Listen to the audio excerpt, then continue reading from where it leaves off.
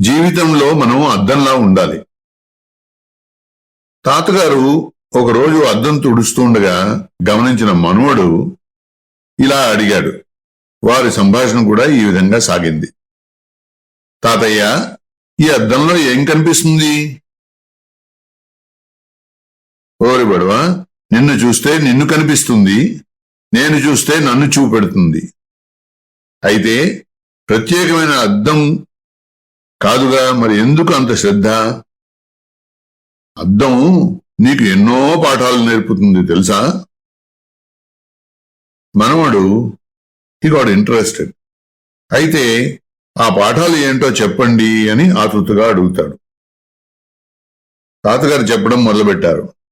నువ్వు అద్దంలోకి చూడగానే నీ ముఖం పైన ఉన్న మరకను ఎంత ఉంటే అంతే చూపెడుతుంది, కానీ ఎక్కువగానో తక్కువగానో చూపదుగా.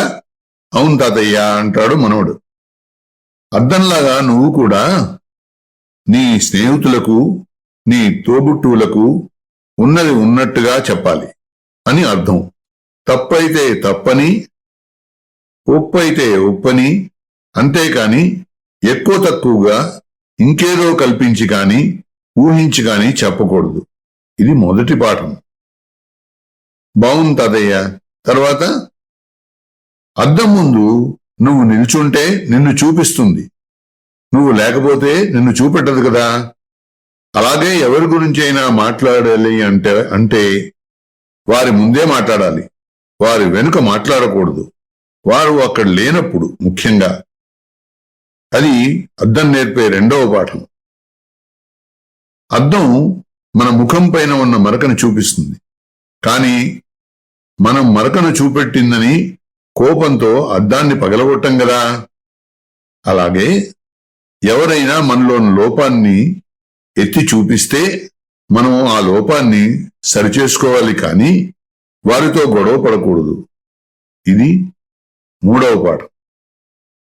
అద్దం ముందు నుంచుని పిచ్చిమొహం పెడితే అది కూడా పిచ్చిమొహం పెడుతుంది. నువ్వు నవ్వితే అది కూడా నవ్వుతుంది. ప్రపంచం కూడా అంతే. ప్రపంచం నీకు సానుకూలంగా ఉండాలంటే ప్రపంచానికి నువ్వు సానుకూలంగా ఉండాలి. ఇది నాలుగవ పాఠం. నీ మొహం సత్యం, అద్దంలో మొహం అసత్యం, మిథ్య.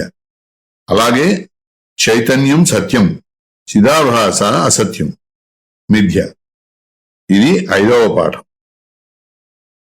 చాలా బాగుంది తాతయ్య అద్దం పాఠాలు. ఒక అద్దం నుంచి ఇన్ని విషయాలు తెలుసుకోవచ్చా అని మనవాడు అక్కడి నుంచి పరిగెత్తాడు.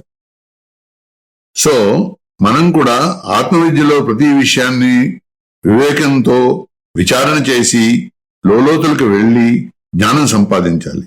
ఇది శ్రోత్రియ బ్రహ్మనిష్ఠులైన గురువుల కనుసన్నల్లో జరగాలి. స్వస్తి.